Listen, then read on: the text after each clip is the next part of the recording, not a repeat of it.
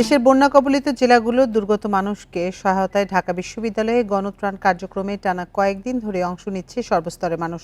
বৈষম্য বিরোধী ছাত্র আন্দোলনের আহ্বানে কর্মসূচিতে সোমবার পর্যন্ত 5 দিনে সংগ্রহ হয়েছে 6,32,03,323 টাকা। জায়গা সংকুলান না হওয়ায় বস্ত্র না দিয়ে শুকনো খাবার ও অর্থ দিতে সাধারণের প্রতি আহ্বান জানানো হয়েছে। দেশের বিভিন্ন জেলার বন্যার্ত মানুষের সহায়তায় প্রতিদিনই ঢাকা বিশ্ববিদ্যালয় ক্যাম্পাসে ভিড় করছেন সাধারণ মানুষ। শুধু রাজধানী নয়, বিভিন্ন জেলা থেকেও ত্রাণ দিতে আসছেন মানুষ। ছেলেদের নিয়ে আজকে বন্ধের দিন ছেলেদের নিয়ে আসছি ত্রাণ দিতে। আমাদের সামনে আমাদের সাথে কোনো বৈষম্য না থাকবে, আমরা সবাই মিলেমিশে আমরা এই দেশটাকে গড়ব ইনশাআল্লাহ। টিএসসিতে টাকা এবং ওষুধ সংগ্রহ করছে শিক্ষার্থীরা। বাকি ত্রাণ সংগ্রহ হচ্ছে শারীরিক শিক্ষা কেন্দ্রে। বোতলজাত পানি, স্যালাইন, মুড়ি, চিড়া, বিস্কুট, খেজুর সহ শুকনো খাবার দিচ্ছে সাধারণ মানুষ। দাতার নাম ও সহায়তার বিবরণ লিখে রাখা হচ্ছে। বন্যার্তরা খুবই কষ্টে আছে। আমাদের সবারই মানবিক দায়িত্ব যে এখানে এসে কাজ করা। আমাদের উদ্দেশ্য হচ্ছে বন্যার্তদের সাহায্য করা। দিনরাত এক করে কাজ করছেন শিক্ষার্থীরা। কেউ প্যাকেজিংয়ে ব্যস্ত, কেউ আবার প্যাকেট করা ত্রাণ সরবরাহ করছেন। প্রতি রাতেই টিএসসি থেকে দুর্গত এলাকায় যায় ত্রাণের ট্রাক। আমাদের নীতিগত সিদ্ধান্ত হচ্ছে ত্রাণ কার্যক্রম শেষ হওয়ার পর যে আমরা বসে যাব এইরকম না, আমরা পুনর্বাসনের প্রক্রিয়া তখন শুরু করব। ঢাকাবাসী সহ সারা দেশের মানুষ আসলে এখানে এসে ত্রাণ দিয়ে যাচ্ছেন। একই সাথে তারা যে ফান্ডিং দিচ্ছেন সেই ফান্ডিংয়ের টাকা তো আমরা কিন্তু ত্রাণ কিনে এনে ডাকসুতে প্যাকেজিং করে আমরা আপনার বন্যার্তদের কাছে সাহায্য করার চেষ্টা করছি। বন্যা পরিস্থিতি স্বাভাবিক না হওয়া পর্যন্ত গণত্রাণ কার্যক্রম চলবে বলে জানিয়েছে শিক্ষার্থীরা। Nure Alam, independent news, Dhaka. ফারাক্কার 109টি গেট খুলে দেওয়া হয়েছে এমন তথ্য দিয়েছে বেশ কয়েকটি গণমাধ্যম। তবে বন্যা পূর্বাভাস কেন্দ্রের প্রকৌশলী পার্থ প্রতিম বড়ুয়া বলছেন, ফারাক্কার গেট বর্ষাকালে খোলাই থাকে।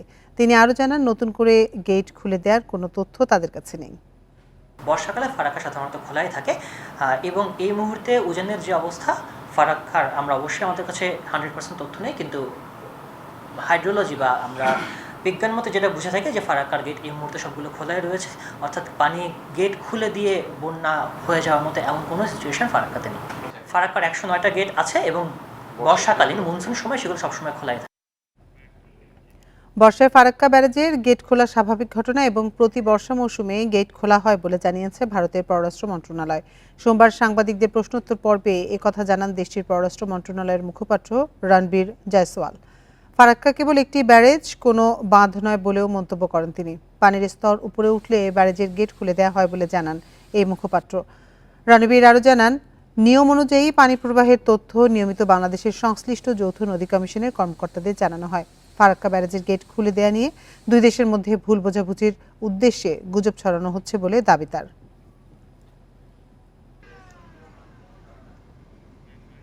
সরকার পতনের পর একের পর এক গ্রেপ্তার হচ্ছেন রাজনীতিবিদ, বিচারপতি সহ অনেকেই। আদালত প্রাঙ্গণে ডিম ও জুতা নিক্ষেপ থেকে শুরু করে তাদেরকে মারধরের ঘটনাও ঘটছে। পুলিশের সামনে এমন হেনস্থাকে চরম উদ্বেগের বলছেন মানবাধিকার কর্মীরা। বিষয়টি স্বীকার করে নিরাপত্তা জোরদারের কথা বলেছে পুলিশ।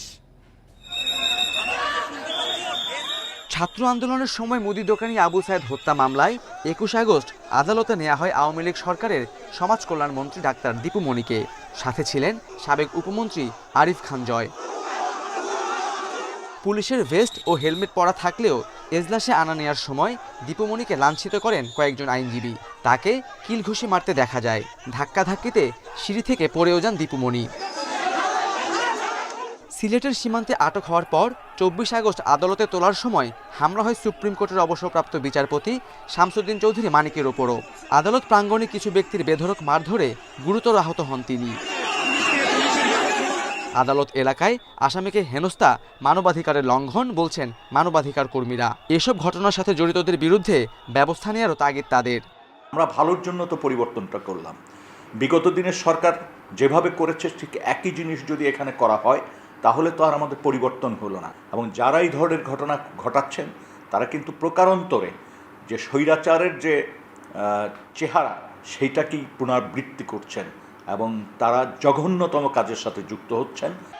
এদিকে আইনের শাসন নিশ্চিতে আদালতে আসামিদের নিরাপত্তার দাবি বৈষম্য বিরোধী ছাত্র আন্দোলনের সমন্বয়কদের। আদালত প্রাঙ্গণেও তাদের যে ফ্যাসিবাদের দোষীরা তারা আসলে এইসব ধরনের কার্যক্রম করে এই সব কিছুকে প্রশ্নবিদ্ধ করার চেষ্টা করছি। তবে আমরা একটি আইনের শাসন আছে এমন একটি বাংলাদেশ চাই, যে বাংলাদেশ আসলে জনগণ বাংলাদেশের হবে, সকল প্রতিষ্ঠান জনগণ হবে, এবং এই সকল স্থানসহ অন্যান্য যেসব জায়গায় আইনশৃঙ্খলা বিশৃঙ্খল হচ্ছে সেখানে আমাদের পক্ষ থেকে বৈষম্য ছাত্রদের পক্ষ থেকে সরকারের প্রতি আহ্বান থাকবে, আপনারা এইসব বিষয়ে সুদৃষ্টি দেন এবং এইসব সমস্যার সমাধান করুন। আদালতে আসামি আনা নেওয়ার ক্ষেত্রে ভবিষ্যতে আরও সতর্ক থাকার কথা বলছে পুলিশ সদর দপ্তর। Khaled Raihan, independent news, Dhaka. শেখ হাসিনা সহ গত আওয়ামী লীগ সরকারের গুরুত্বপূর্ণ ব্যক্তি ও নেতাদের বিরুদ্ধে সম্প্রতি দায়ের হওয়া প্রায় সব মামলাই হত্যা ও মানবাধিকার বিরোধী অপরাধের। প্রত্যেকের বিরুদ্ধে সুনির্দিষ্ট অভিযোগের ভিত্তিতে এজাহার দাখিল না হলে এসব মামলার পরবর্তী প্রক্রিয়া দুর্বল হয়ে যাবে বলছেন আইনজীবীরা। তবে এজাহারে কোনো ভুল থাকলে কিংবা অহেতুক কারো না মেলে তদন্ত প্রতিবেদনে প্রকৃত তথ্য উঠে আসবে বলে ধারণা তাদের। বৈষম্য বিরোধী ছাত্র জনতার আন্দোলনে মৃত্যুর ঘটনায় এ পর্যন্ত অনেকগুলো হত্যা মামলা হয়েছে। আসামি করা হয়েছে সাবেক প্রধানমন্ত্রী সহ তার সরকারের এমপি, মন্ত্রী ও পুলিশ কর্মকর্তা সহ গুরুত্বপূর্ণ অনেককে। এসব মামলায় অজ্ঞাত আসামির সংখ্যাও শত শত। এজাহার বিশ্লেষণে দেখা যায় বেশিরভাগ মামলার বর্ণনা অনেকটা একই রকম। এজাহারে নাম না থাকলেও অজ্ঞাত আসামির মধ্যে গ্রেপ্তার দেখানো হচ্ছে অনেককে। আইনজীবীরা বলছেন, সুনির্দিষ্ট অভিযোগের ভিত্তিতে ফৌজদারি অপরাধের মামলা না হয়ে কোনো আক্রোশ থেকে হলে বিচারিক কার্যক্রম নিয়ে আগের সরকারের মতো আবারও প্রশ্নের মুখে পড়ার শঙ্কা রয়েছে। এতে মামলা দুর্বল হয়ে পড়তে পারে বলেও মত তাদের। যে মামলাগুলি প্রাসঙ্গিক না হয়ে থাকে, অপ্রাসঙ্গিক মামলা হয়ে থাকে, সেক্ষেত্রে এই যে মামলাগুলো করা হচ্ছে তার ফেট, তার ভাগ্য সম্পূর্ণভাবে দিব্যদৃষ্টি দেখা যায় যে এগুলো আসলে ফেল করবে। ক্রিমিনাল কেসের বৈশিষ্ট্যই থাকা হচ্ছে এটাকে একেবারে স্পেসিফিক অ্যালিগেশন থাকতে হবে, তারিখ থাকতে হবে, কোন সময় ঘটনা ঘটেছে সেই ঘটনাগুলোকে ক্রমবিন্যাস করে ক্রিমিনাল মামলা করতে হয়। আবার অনেক আইনজীবী বলছেন, প্রাথমিক তথ্য বিবরণী হিসেবে এজাহারে অনেক নামই আসতে পারে। ঘটনাস্থলে সশরীরে না থাকলেও পরিকল্পনায় জড়িত থাকতে পারেন তারা। তদন্তের পরে উঠে আসবে প্রকৃত অপরাধীর নাম। ধরুন একটা মামলায় 100 জনকে আসামি করলো, কিন্তু দেখা গেল যে কোনো কারণে 100 জনের মধ্যে 40 জন এর সঙ্গে জড়িত, বাকি 60 জন আপনার এর সঙ্গে জড়িত না, তো 60 জন বাদ যাবে। আবার দেখা গেল এই 100 জনের বাইরেও আরও অনেক ব্যক্তি আছে যারা এই ঘটনার সঙ্গে জড়িত, তারাও কিন্তু তদন্তে তারা চলে আসবে। সুতরাং তদন্তের ভিত্তিতে ফৌজদারি বিচার ব্যবস্থা শুরু হয় মূলত তদন্তকারী সংস্থার তদন্ত প্রতিবেদনের উপর ভিত্তি করে। হয়রানিমূলক মামলা যেন না হয় সে ব্যাপারে সতর্ক থাকার পাশাপাশি কোনো অপরাধী যেন ছাড় না পায় সেটিও খেয়াল রাখার পরামর্শ আইনজীবীদের। Zahidul Bashar, independent news, Dhaka. নিয়োগ বদলি ও পদোন্নতি বাণিজ্যে পটু ছিলেন ডিএমপির সাবেক কমিশনার হাবিবুর রহমান। এছাড়া সাভার, গাজীপুর ও কেরানীগঞ্জে জমি ও মার্কেট দখল, চাঁদাবাজি, বেনামে ব্যবসা ও মামলার মধ্যস্থতা করে বিপুল আয় করেছেন। গোপালগঞ্জের এই কর্মকর্তা সব সময় ছিলেন সুবিধাজনক পদে। পুলিশের গোয়েন্দা রিপোর্ট বলছে, সাবেক প্রধানমন্ত্রী শেখ হাসিনার আস্থাভাজন হওয়ার সুযোগ নিয়েছেন তিনি। রাজধানীর শান্তিনগরের সান টাওয়ারের আইএসপি প্রতিষ্ঠান অন্তরঙ্গ। এতে বিনিয়োগ রয়েছে সাবেক ডিএমপি কমিশনার হাবিবুর রহমানের। গোয়েন্দা রিপোর্ট বলছে, ইন্সপেক্টর নাজমা আক্তারের মাধ্যমে যুক্ত হন তিনি। আসাদুজ্জামান নাজমা দম্পতির চট্টগ্রামের গাড়ির ব্যবসারও আসল মালিক হাবিবুর রহমান। আমার মালিকের ওয়াইফের সঙ্গে, ওয়াইফ হচ্ছে পুলিশ ইন্সপেক্টর। হ্যাঁ, এখন পুলিশের উনি তো পুলিশ, তো স্বাভাবিক। সাভার বাস স্ট্যান্ডের রূপকথা মার্কেট দখলেরও অভিযোগ রয়েছে হাবিবুর রহমানের বিরুদ্ধে। পুলিশের মাধ্যমে দখল নিয়ে ভাড়া তুলছিলেন তিনি।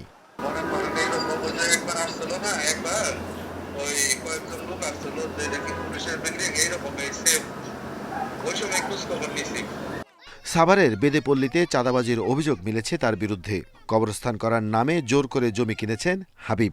তিনি পালানোর পর গার্মেন্টসের ওয়াশিং প্ল্যান্টটিও বেদখল হয়েছে। এটা উত্তরণ ফাউন্ডেশন নামে কিনা। কতটুকু জায়গা? এখানে প্রায় 45% জায়গা আছে। ওনাদের নাকি 2 মাসের না কয় মাসের বকে একটা বিল বাকি আছে জমি আলার। এই নিয়ে ওরা বলছে যে আমরা ফ্যাক্টরি বন্ধ করে দেবো।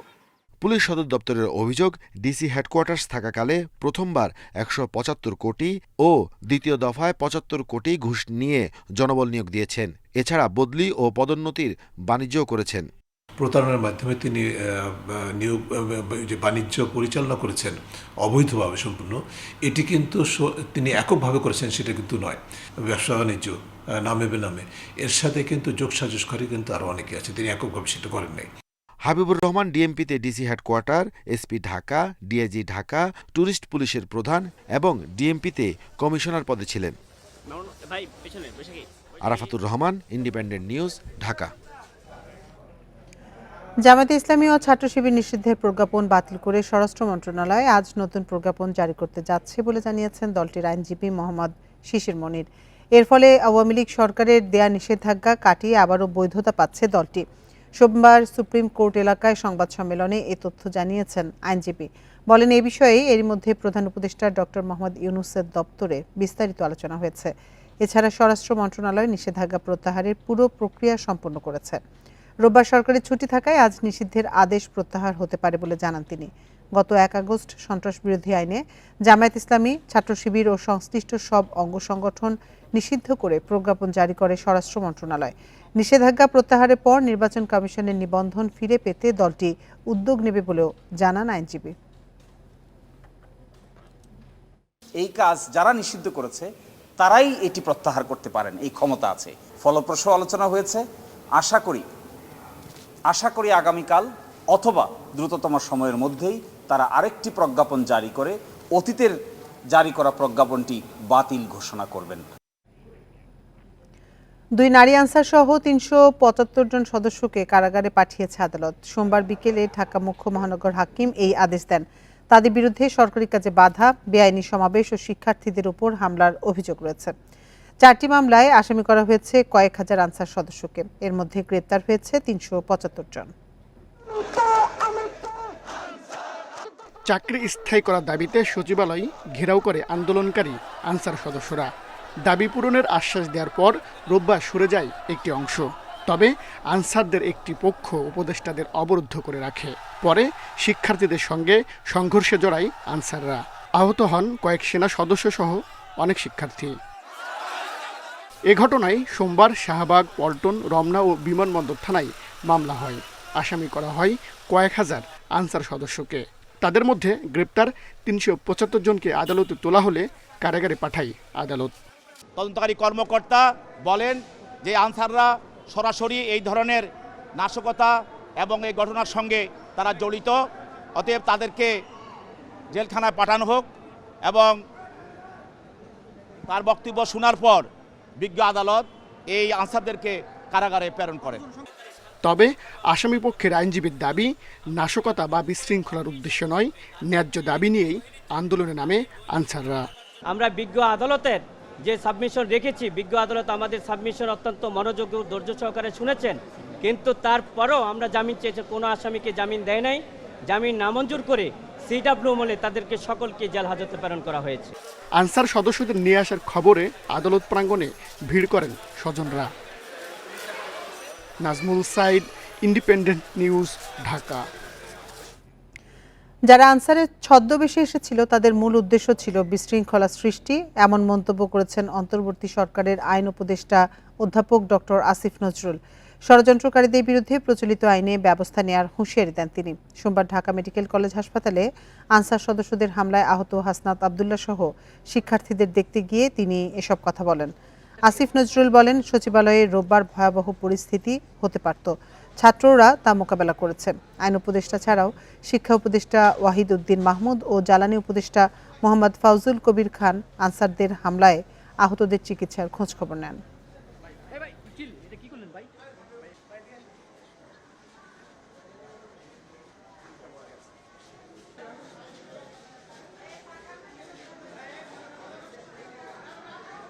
কোনো ষড়যন্ত্র সফল হবে না এবং যারা ষড়যন্ত্র করবে, যারা এই ছাত্র জনতার গণ অভ্যুত্থানকে দাবি আদায়ের ছদ্মাবরণে বা বিভিন্ন অজুহাতে, বিভিন্ন ছদ্মাবরণে যারা এটাকে নস্যাৎ করতে চাবে, তাদের বিরুদ্ধে আমরা তো প্রচলিত আইনে ব্যবস্থা নিব, প্রচলিত আইনে। এছাড়া ছাত্র সমাজ যারা আছে তারা জাগ্রত আছে।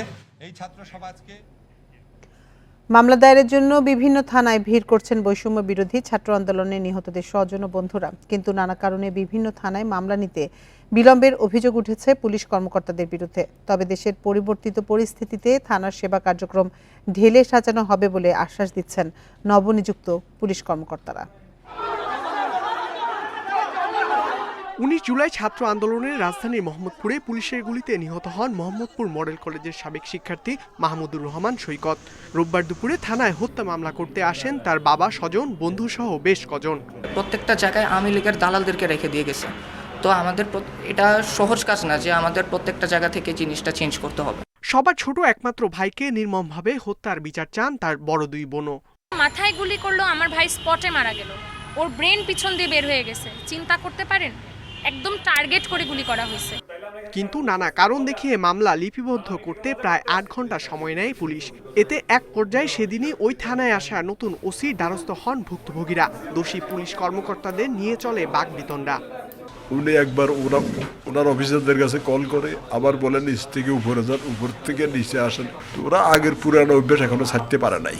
একই ঘটনা ঘটেছিল নিহত সাংবাদিক তাহির জামান প্রিয়র ক্ষেত্রেও। ঊর্ধ্বতন পুলিশ কর্মকর্তাদের নামে অভিযোগ থাকায় মামলা করতে সময় লাগে 13 ঘন্টা। কমিশনার, অ্যাসিস্ট্যান্ট কমিশনার ছিলেন, তারা এখনও ওখানে দায়িত্বরত আছেন। যেহেতু আমরা তাদের নামে মামলা করেছি যে ওই সময় কারা কারা ছিল, তো তখন তারা আসলে তাদের দুটার নাম বাদ দিতে বলছিল। বিচার নিশ্চিতে নিহতদের পাশে দাঁড়াচ্ছে ছাত্র আন্দোলনকারীরা। এদিকে নতুন দায়িত্বপ্রাপ্ত কর্মকর্তারাও বলছেন সেবায় বড় ধরনের পরিবর্তন আনবেন তারা। আপনারা আমাদের মাধ্যমে নতুন বাংলাদেশ দেখবেন, আপনারা নতুন সেবা পাবেন, যেটা প্রত্যাশা করেন। কথা মানে উদাহরণ দিতে আমরা যেটা ব্রিটিশ পুলিশের কথা বলি, আমেরিকান পুলিশের কথা বলি। তৃণমূল থেকে তৃণমূলে যাদেরকে আমরা এখনো লিস্টেড করতেও পারিনি, তাদের প্রত্যেকের বিচার আমরা সুনিশ্চিত করব। আন্দোলনে নিহতদের পরিবার বলছে আইনি কাঠামোর পরিপূর্ণ সংস্কার না হলে বিচার নিয়ে প্রশ্ন থেকেই যাবে। ইকরামুল কবির, ইন্ডিপেন্ডেন্ট নিউজ, ঢাকা। নওগাঁর রানীনগরে থানা বিএনপির কার্যালয়ে আগুন দিয়ে পুড়িয়ে দেওয়ার ঘটনায় 57 জনের নাম উল্লেখ সহ 117 জনের বিরুদ্ধে মামলা হয়েছে। সোমবার দুপুরে রানীনগর থানায় মামলা করেন থানা বিএনপির ভারপ্রাপ্ত আহ্বায়ক মোশাররফ হোসেন। মামলায় রানীনগর উপজেলার সাবেক চেয়ারম্যান ও আওয়ামী লীগ নেতা রাহিদ সর্দারকে আসামি করা হয়েছে। রানীনগর থানার ওসি মেহেদি মাসুদ জানান, আসামিদের গ্রেপ্তারে কাজ করছে পুলিশ। শনিবার দিবাগত রাতের কোনো এক সময় উপজেলা বাস স্ট্যান্ড সংলগ্ন বিএনপি থানা কার্যালয়ে আগুন দেয় দুর্বৃত্তরা।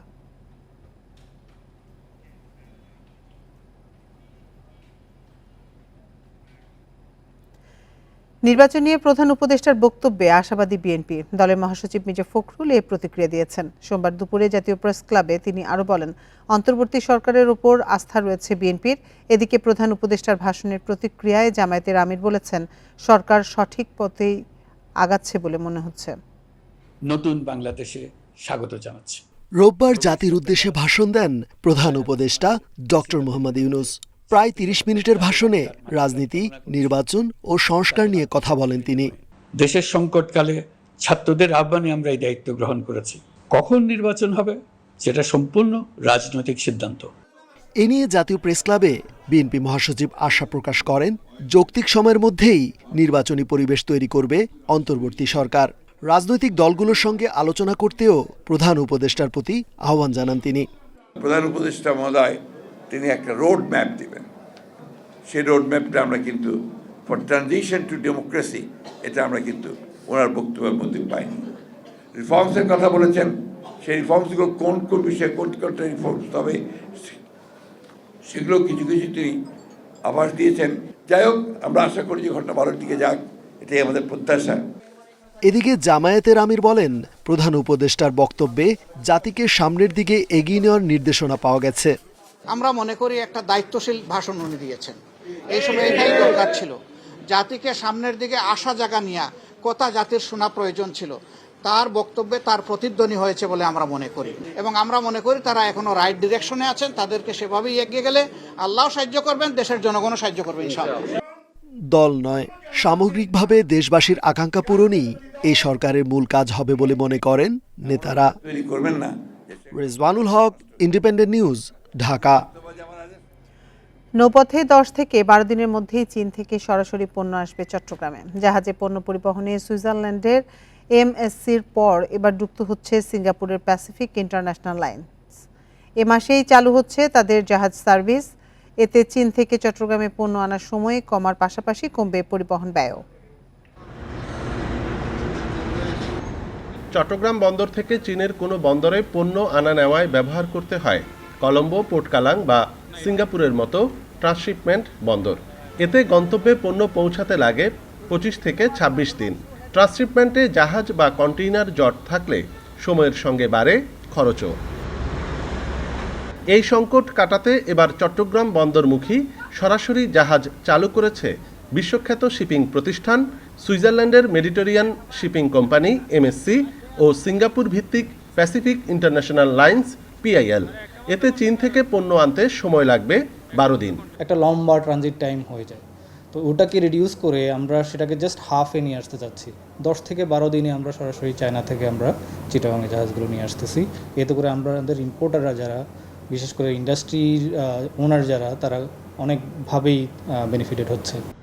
দেশের আমদানি পণ্যের 25% আসে চীন থেকে, পরিমাণ প্রায় 1,25,000 কোটি টাকা, আর এর প্রায় পুরোটাই সমুদ্রপথে। তাই এই পথে পণ্য পরিবহন নিয়ে প্রতিযোগিতায় নেমেছে বিশ্বখ্যাত শিপিং লাইনগুলো। সংশ্লিষ্টরা বলছেন এর বড় সুফল পাবেন আমদানিকারকেরা। আমরা ব্যবসায়ী যারা, আমরা সবসময় কিন্তু ব্যবসা বান্ধব পরিবেশ খুঁজি এবং যেখানে ব্যবসা আছে সেই জায়গাগুলোতেই কিন্তু আমরা নক করি। এটা কিন্তু ব্যবসায়ীদের ধর্ম। আপনি দেখেন চট্টগ্রাম বন্দর থেকে চীন সরাসরি যে সার্ভিসটা চালু করছে, এটার এখন যে সম্ভাবনা, সেই সম্ভাবনাটা কিন্তু বিশাল। চট্টগ্রাম বন্দরের জন্য এটা খুবই একটা স্বাভাবিক অপারেশন। আমাদের ওই ফেসিলিটিসও আছে এবং ভবিষ্যতে যদি এটা পূর্ণোদ্যমে চালু হয়, সেইটা হ্যান্ডেল করার মতো কিংবা সেই বন্দর সুবিধা দিয়ে আমার রয়েছে। আমরা ইতিমধ্যে অনেক ফুড ফেসিলিটিস বাড়িয়েছি। নতুন এই রুটে সরাসরি পণ্য আনার ক্ষেত্রে 20 ফুট দীর্ঘ কন্টেইনারের ভাড়া ধরা হচ্ছে 2 লাখ টাকার মতো। অনুপম শীল, ইন্ডিপেন্ডেন্ট নিউজ, চট্টগ্রাম। বাংলাদেশের বর্তমান পরিস্থিতি নিয়ে মার্কিন প্রেসিডেন্ট জো বাইডেনের সঙ্গে কথা বলেছেন ভারতের প্রধানমন্ত্রী নরেন্দ্র মোদী। এই সময় বাংলাদেশের দ্রুত স্বাভাবিক অবস্থা ফিরে আসার প্রয়োজনীয়তার উপর গুরুত্ব আরোপ করেন দুই নেতা। সোমবার সামাজিক যোগাযোগ মাধ্যম এক্সে দেয়া এক পোস্টে বাইডেনের সঙ্গে আলাপের বিষয়টি নিশ্চিত করেন মোদী। তাদের মধ্যে বাংলাদেশের সংখ্যালঘু, বিশেষ করে হিন্দু সম্প্রদায়ের নিরাপত্তা ইস্যুতে আলোচনা হয় বলে জানান তিনি। এছাড়াও ইউক্রেন পরিস্থিতি সহ আঞ্চলিক ও বৈশ্বিক নানা বিষয়ে তাদের মত বিনিময় হয় বলেও জানান মোদী। ইউক্রেনের বিষয়ে তিনি বাইডেনকে বলেন, শান্তি ও স্থিতিশীলতা ফিরিয়ে মোদীর পূর্ণ সমর্থন রয়েছে।